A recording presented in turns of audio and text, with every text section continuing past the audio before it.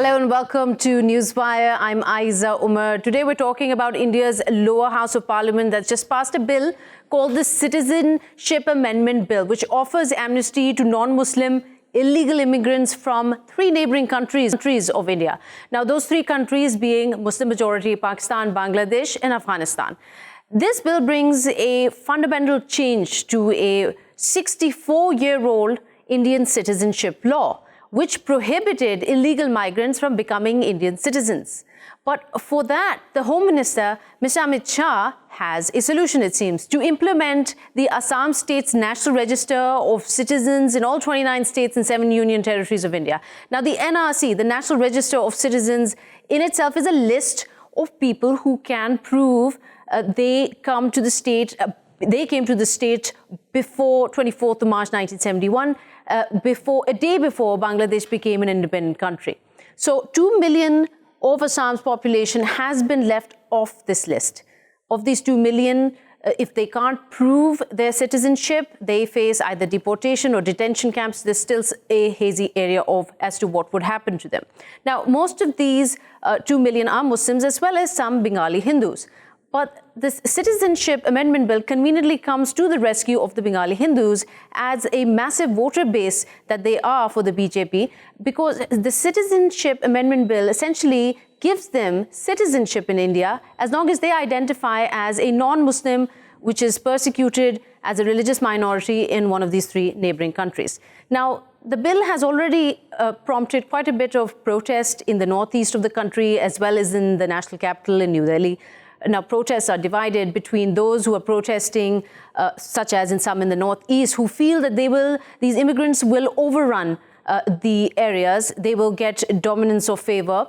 Others say the government's bill is discriminatory, but the BJP-led government has argued that it is only trying to protect religious minorities that have fled neighboring countries like Afghanistan, Pakistan and Bangladesh. Now, there's a lot of argument going on around this bill. It's proving to be controversial in a lot of circles. Opposition, critics, analysts all have a different point of view, some of which we will be discussing with our guests. And for that, who better to have but the BJP spokesperson with us, Mr. Rajeev Jaitly from New Delhi. And also we have Mr. Ravi Srivastav, an analyst joining us from New Delhi as well. And also to analyze how this affects the neighboring countries, we've got the spokesperson for the Ministry of Foreign Affairs from Islamabad of Pakistan, Dr. Mohammad Faisal. Welcome to all three of you to the show. I want to start with you, Mr. Jaitly. If you could shed some light, why is this bill being seen as a controversial bill? What is controversial in it? It is very clear that those who have been tortured on the religious ground on other countries like Afghanistan and Bangladesh, where will they go? They need shelter. They need some recognition. So if we are asking them to come and settle down in India on the religious ground, when there is a discrimination on the religious ground, so what's wrong in it?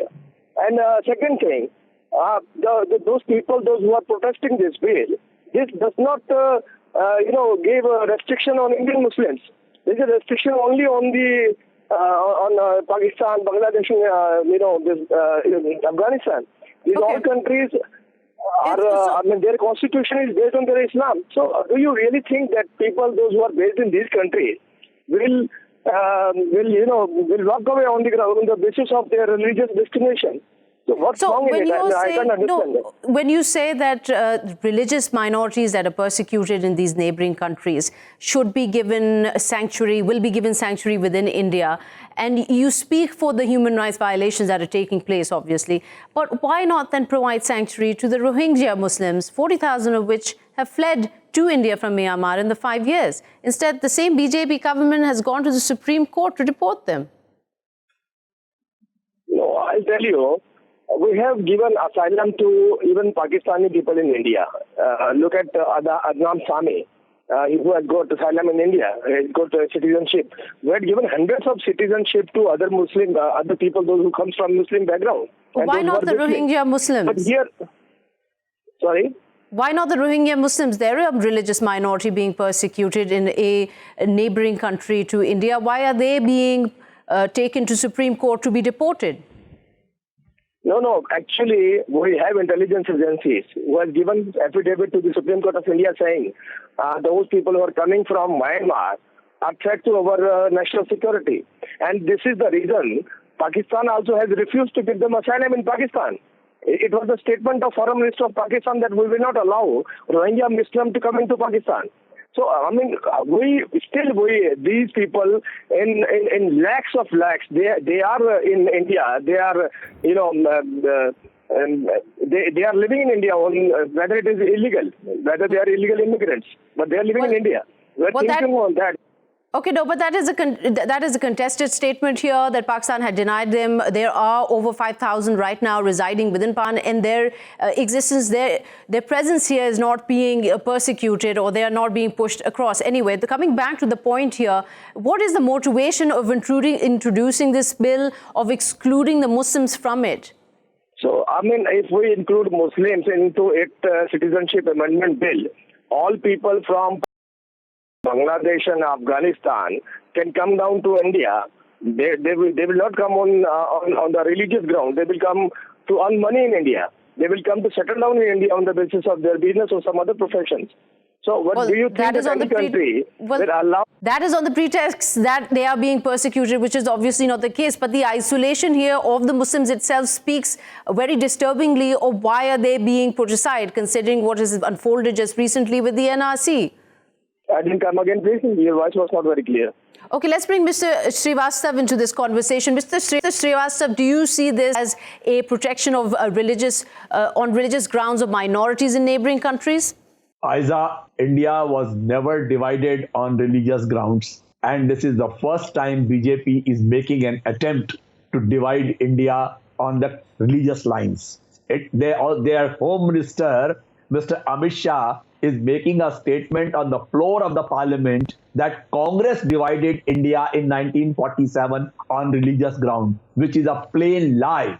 The two-nation theory was initiated by none other than Mr. Savarkar in 1935 and the Qaid-e-Azam Muhammad Ali Jinnah in 1947.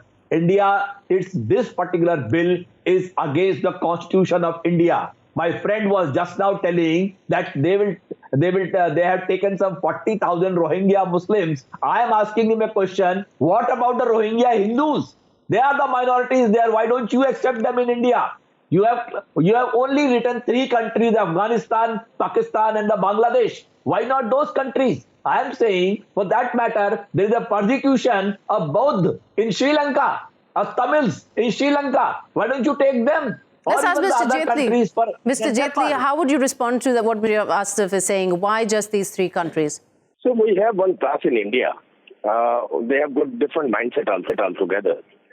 If you ask Mr. Srivastav that where this bill says that we have introduced this bill on the ground of religious, where we have mentioned that no Indian Muslim will be affected by this national citizenship bill, amendment bill. So only people. I mean, does he want people from Pakistan, Afghanistan, and Islamabad to settle down in India? I mean, does he want those people to come and settle down in India? We are just talking about those people, those who have got. I mean, if you look at the graph of Pakistan itself, where Hindu stands there, where Sikh stands there. Look at the population. What was the population? It was nearly 15% at the time of partition. And today they are only 1%. Where have they gone? More. Have they gone to 2%. US, Canada, America? But let's talk about the constitution that Mr. Srivastav raised here. This bill itself, it's exclusionary. It violates the secular principles which were what held up the India's constitution here. Because it states clearly that faith cannot be made a condition of citizenship. That is exactly the opposite of what is happening. The Constitution said it prohibits religious discrimination against all citizens. That is exactly the opposite of what is happening here. Ayza, India was never divided on religious lines. Let me be very clear with you. Even in 1947, when that partition took place, Pakistan was made on religious grounds, but India remained secular. India is a country of all religions. What I am asking, this Citizen Amendment Bill, why should it exclude the Muslims from that list of Hindus, Sikh, Parsis, Christians? It should include Muslims too. That bill would have been more inclusive and probably the nation would have liked it and welcomed it. But today, there is such a strong opposition. Entire northeast of India is burning today. You have seen today that you have shown the pictures on your screen just now. There is 11-hour blockade complete in the northeast on this particular ground. The NRC is an exercise which was a flop show. 1.9 million people were found stateless, out of which 13 lakh are Muslims and 6 lakhs are Hindus. And now they want to impose that NRC across the nation.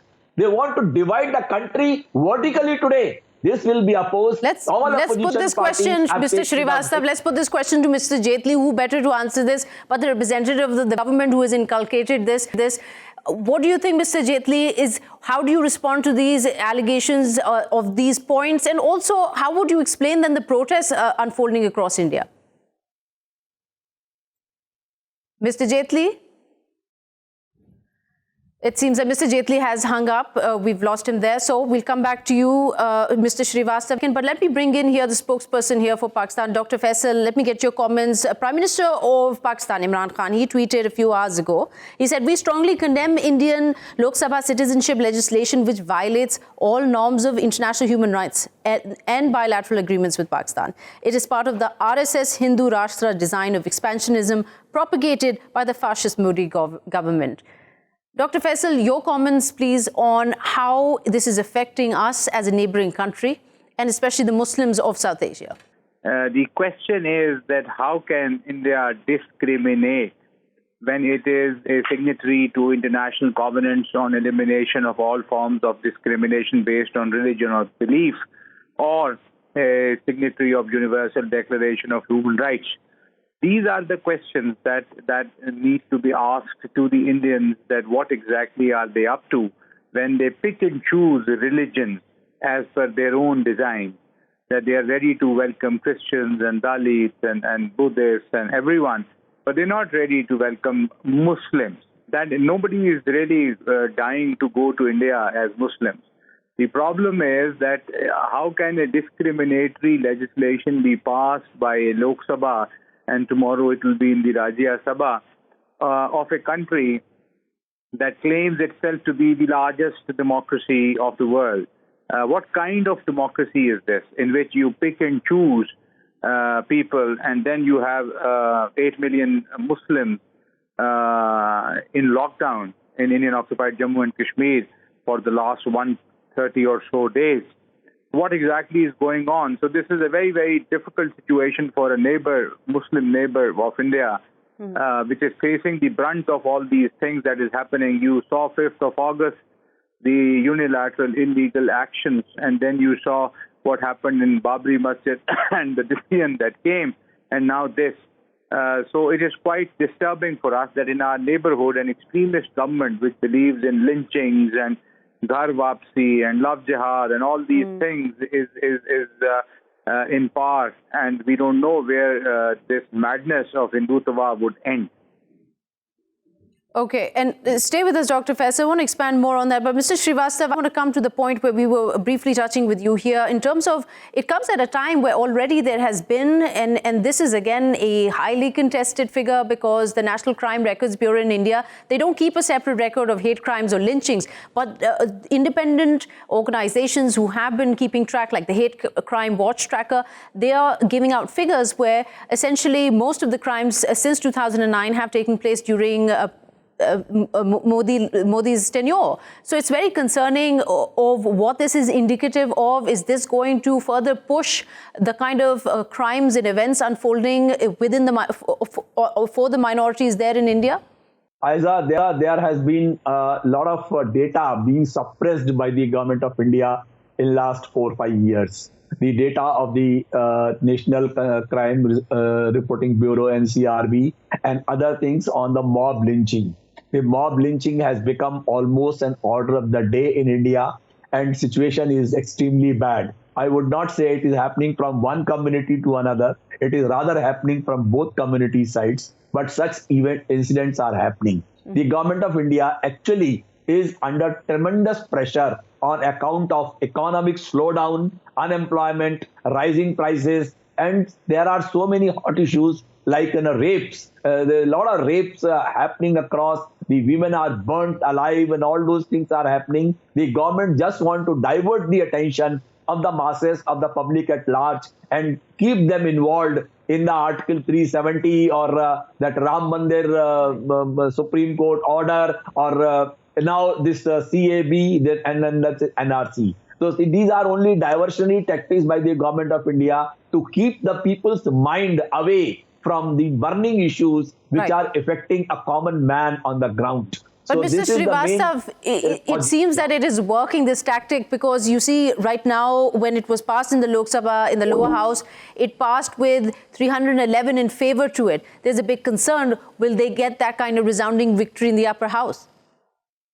Ayza, actually in the last election which happened in the month of May, the Bharatiya Janata Party got a massive victory of some 303 seats of their own alone. And they had a lot of allies who were supporting them. So managing the numbers in the Lok Sabha is not very difficult for the ruling party, but Rajya Sabha is still a challenge where they go on blackmailing some small parties to make them vote in favor of the government. For that, several reasons are there. They threaten them, they coerce them by making some CBI and Informants Directorate cases against their leaders and all, and they succumb to such kind of pressure. But these things, these tactics will not survive for long. And the Bharatiya Janata Party has already started losing some of the very important elections. Recently, you must have heard of that Maharashtra, the other government is taking place. In Haryana also, they were substantially reduced. And now the Jharkhand and Delhi, some more elections are in the offing.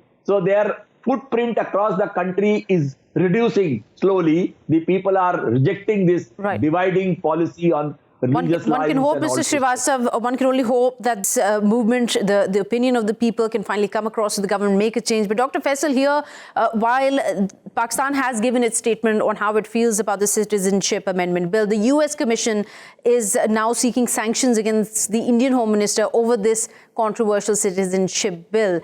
Now, I want to ask you essentially the kind of narrative that Pakistan has carried forward since August 5th, trying to sort of bring forth to the World Forum the emergency in Jammu and Kashmir. This kind of response that it's immediately gotten from the US, is there any hope that Pakistan might rally some kind of support in addressing how controversial this bill might turn into for the Muslims in India? Yeah, no, the problem has to be clearly understood. Already there's support all around the world against Indian actions, whether they are in Indian-occupied Jammu and Kashmir or in Babri Mosque or elsewhere. There are repeated OIC resolutions on Babri Mosque. Chancellor Merkel made a statement sitting in Delhi on the situation in Indian-occupied Jammu and Kashmir. President Trump has repeatedly said that he would want to mediate or facilitate the resolution of the Jammu and Kashmir dispute. So already, it is in the center stage. But one thing very important has to be noticed, that the world should see this in the light of the steps that Pakistan has taken, especially by the opening up of Kartarpur corridor, in which a specific minority is being facilitated. This is reflective of Pakistan's attitude and Pakistan's approach towards minorities, whether they are living in Pakistan or living in any other country.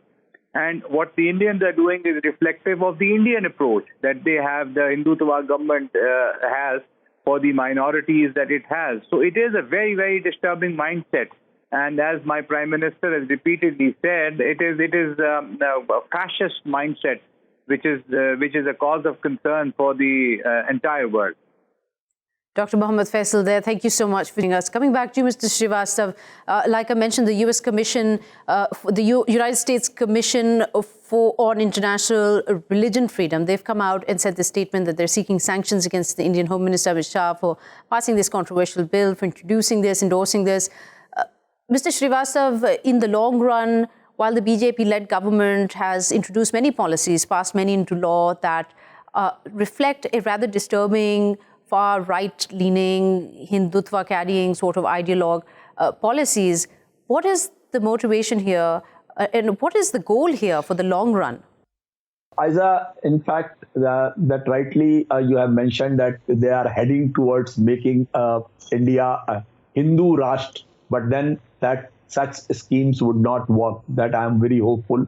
And India will remain a secular nation, which all religion, castes surviving together, all practicing their religious beliefs independently. But the point is that I have also read today that US is in the process. They might impose such sanctions if India proceeds further with the CAB and all those things. But India should learn a lesson now, because once their economy is already in shambles and the things are not falling in place, the economic slowdown is, GDP has gone down to as low as 4% or so. So they must think over it that their actions on this, in the country should not invite any negative sentiments from their neighbors and from the countries like the US or other countries. So this kind of violations, or all those human rights violations, they should be checked,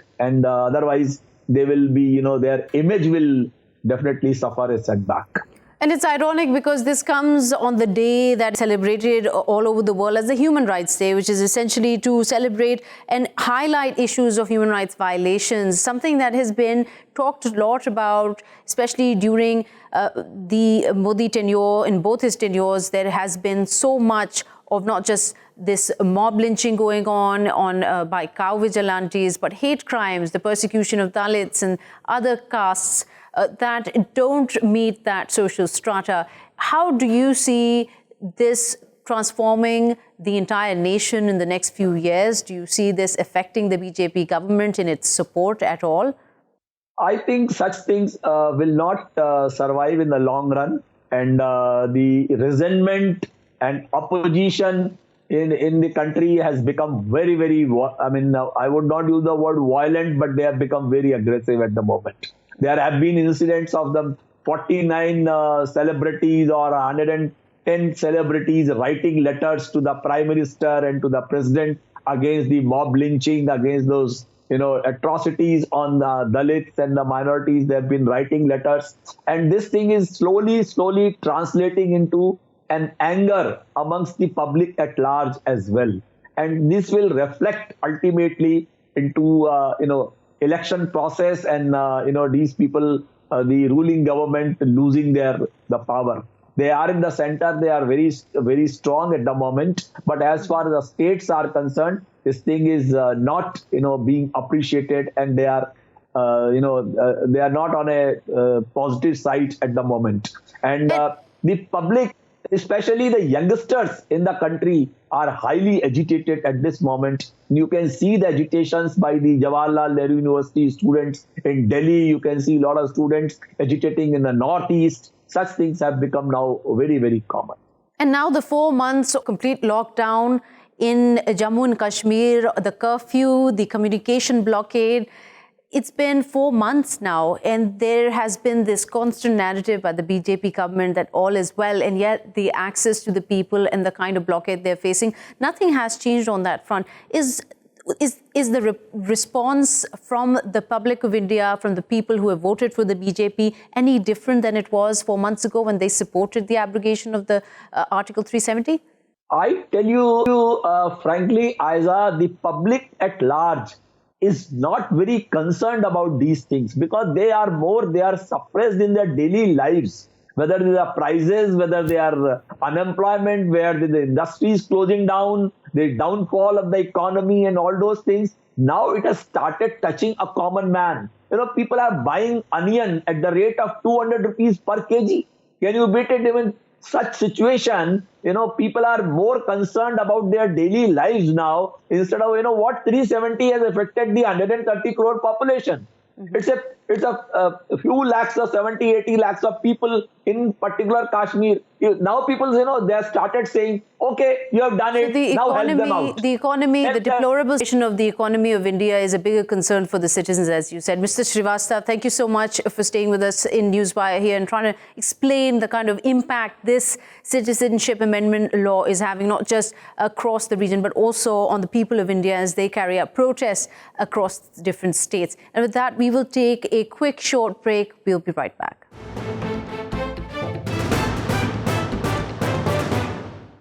Welcome back to Newswire with me, Ayza Omar. Now, the people of Palestine, they've had a lot of optimism lately, especially with the announcement that in February 2020, elections were expected. They've been waiting for these elections for a very long time indeed, and they've been hoping that these elections will lead to the end of the internal division, the political division that is seen, and an end to the Palestinian Authority's corruption. It has been acting without any kind of parliamentary oversight for almost over 15 years now, and also hoping that these elections will finally bring some kind of peace to the region, as one of the biggest problems in the Palestinian conflict with Israel is that there is the lack of a united political front.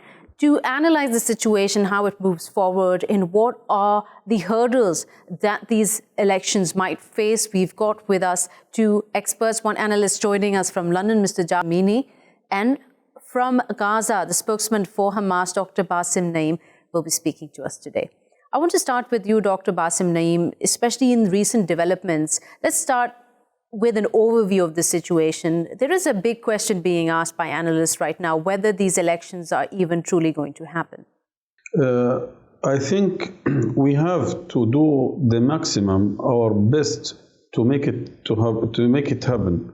Because after 13 years of harmful, destructive division, and we have tried along these 13 years, and we have met nearly in all capitals in the region and outside the region, thousands of hours of internal negotiations, and we have signed many agreements, but we have failed to reach reconciliation and to achieve Palestinian unity.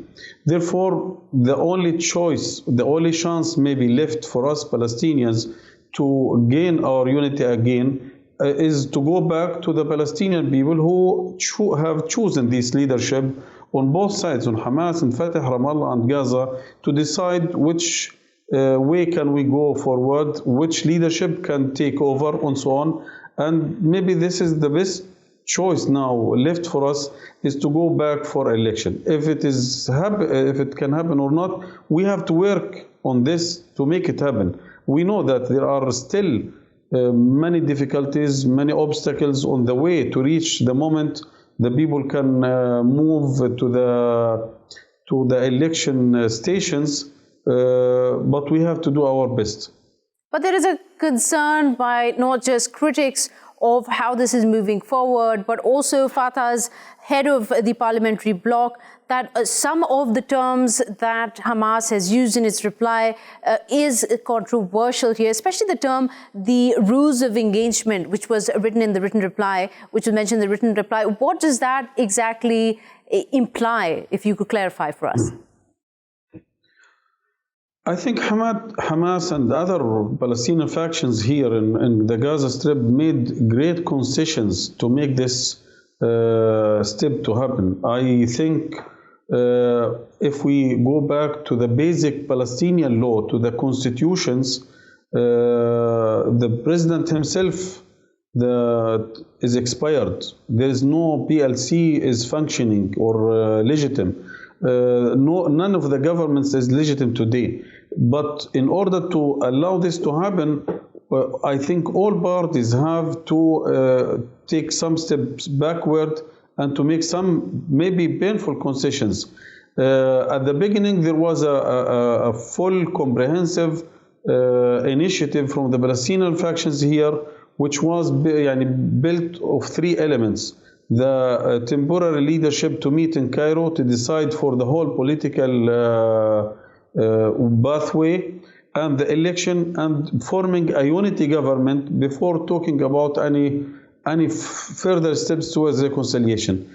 This was unfortunately not accepted from Mr. Mahmoud Abbas, or at least there was no positive response from his side, and he went immediately to election. Despite of this, the factions here, including Hamas, they said, yes, okay, we can go to the election directly, but we have to sit together at least to decide how can we run election to avoid that this election will not lead us to the same point of today. I mean, which judiciary system will control the whole process, How can we guarantee free movement, free media, free freedom of expression?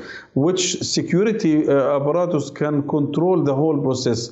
We have to meet, and therefore we have talked about some, if, as always said, evil is in details. If we stick to some details, sure, we will not move forward. So your concern here is, Doctor, there are essentially, we can see, we're trying to move forward without having the same divisions that are plaguing the political leadership right now. So let me come to you, Mr. Jafar Ramimi. Not only this, but the Palestinians and observers alike, everybody is waiting for the response from the Palestinian Authority, from Fatah, from the PLO President Mahmoud Abbas, to not only issue a decree and give basically a go-ahead for a democratic process that has been sort of upended since 2006, but also the kind of controversy going on over the remarks by Hamas. I find it absolutely perplexing that my brother from Gaza is still using the same rhetoric they've been using since 2007. Let me just declare my colors. I am non-partisan. I'm just a Palestinian. I don't belong to any faction. I do not want to belong to any faction. I am a Palestinian who is fighting for the liberation of my country, not for rhetorics and not for a place in a government or a cabinet or even an MP. Let's check the facts.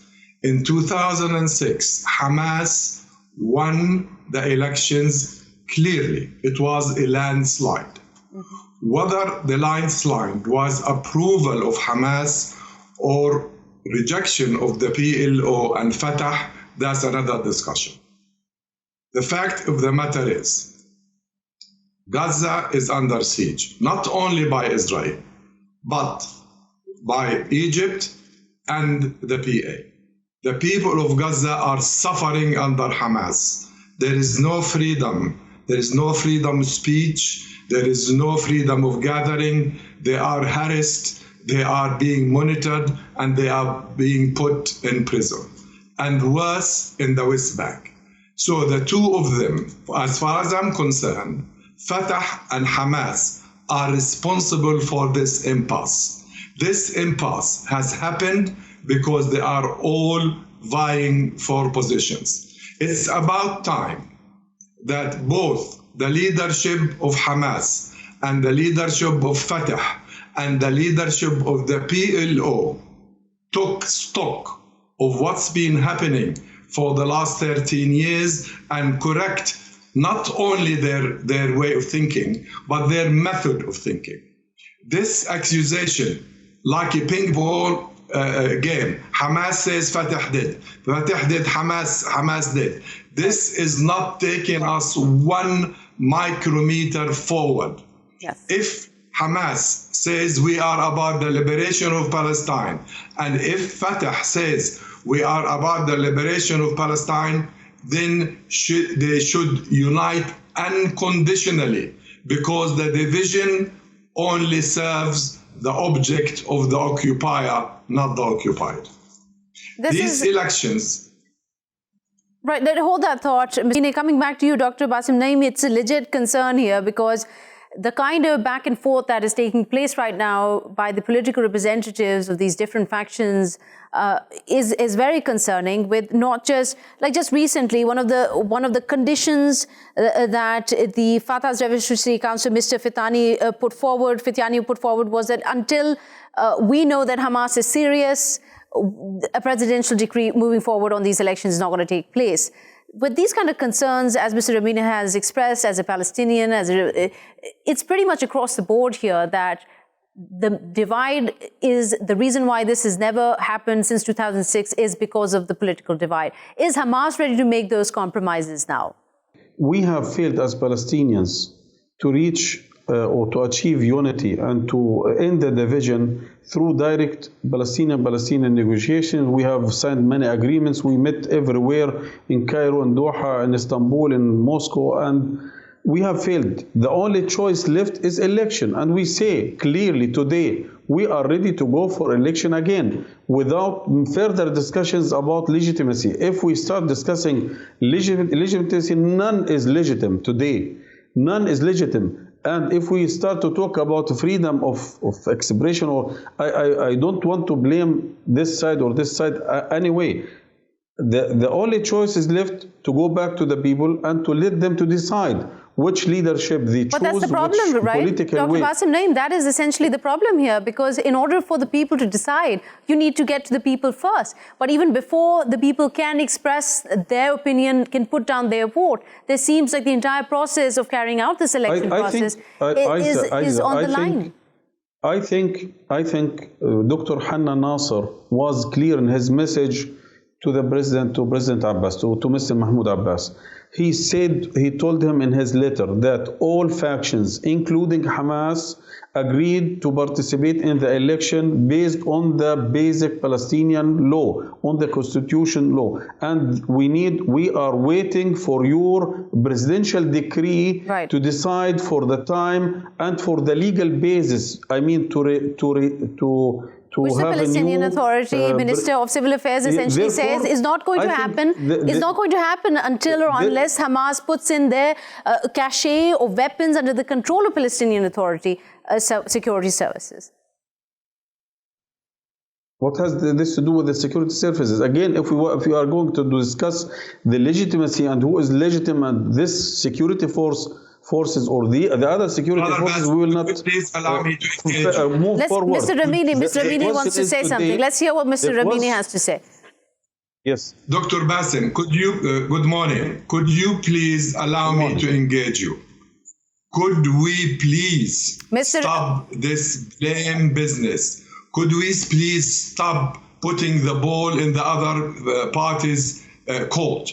We are all Palestinians. It's about time. That is not about Fatah. It's not about Hamas. It's not about Al-Jabha al-Sha'biyya. It's not about the Democrats. It's about the Palestinian people. Our people have suffered enough under Fatah, under Hamas, under the occupation, in refugee camps for 71 years, rejected by all the Arab countries. It's about time that you and people like you, Dr. Basem, who is in Gaza on the ground. I have thousands and thousands of friends and followers from Gaza, and I speak to them at certain levels. People who have PhD like you and people who are coolies, and they all complain about the situation in Gaza. It's not only because of the siege, it's because the way the Hamas forces are treating them. I am away. I am in London. I have been away from Palestine since 1962. I can only speak of what I know. Please, let's give Dr. Basem Naim. Very quickly, let's give Dr. Basem Naim. Can I just say one last sentence? Okay, one quick last comment. Can I just say one last sentence? This is very important. I received from a very reliable source in the West Bank that there is an underhand agreement between Fatah and Hamas to go into this election on a joint list. Could you please confirm or dismiss this? Thank you. Dr. Basem Naim, the main question I think was, is there a behind-the-scene deal with Fatah and Hamas on a joint list?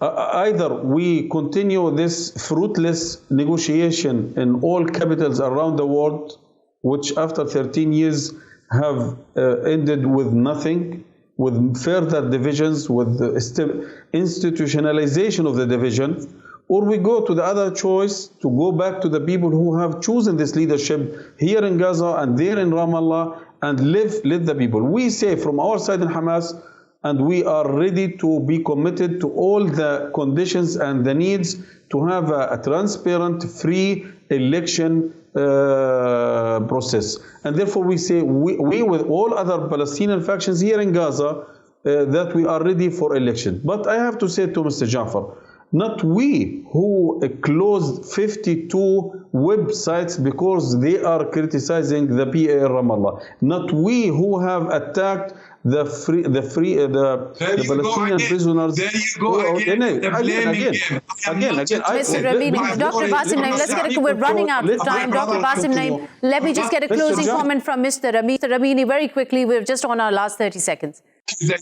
What I am interested in, Dr. Basem, listen to me. I am your brother, not your enemy. I am not interested in Hamas. I hope you can hear me as I hear you very well. I hope you can hear me very well also. Division. Don't blame each other. What if you just say... Hold on, Dr. Basem, let him finish. Please let him finish. We heard your side of the story. We just want closing remarks. Ayza, please let me end my speech. 1 second, Dr. Basem, we're running out of time. Ayza, please let me end my speech. We are not in the Department of Political Science at one of the universities in London or elsewhere. We are here on the ground. We are with realities. Let's not make, Dr. Basem Naim, let's not make personal attacks here. Very quickly, let me get a comment from Mr. Ramimi. We've run out of time, unfortunately. We can't go back and forth like this. Mr. Ramimi, very quickly. Look, the situation is they cannot be more dire in Palestine. Our people are dying, and these chaps are going and throwing in suggestion to go out of this dilemma? Okay, all right. Please, unfortunately, that's all the time we have. I'm sorry, Mr. Jafar Ramimi, Dr. Basem Naim. Political department. You asked me a question, let me answer. You asked me a question, Basem, let me answer it. You asked me what is the solution for this out of this dilemma. Practical solutions. I am not in the Department of Politics in the university. I am here on the ground in Gaza and in Ramallah. Either election or negotiation. There is no other choices. You cannot talk about theories and philosophies which is suitable for workshops in London or Paris. We are here on the ground. Okay. We are suffering So it's here. whether political division will be finally eliminated once and for all for these elections to happen. Until then, we will keep following the situation. Mr. Jafar Ramimi and Dr. Basem Naim, thank you so much for taking out the time and speaking to us here on Newswire. It's time for us to go. We will be seeing you tomorrow with more news and analysis on the most happening stories around the world. Till then, goodbye.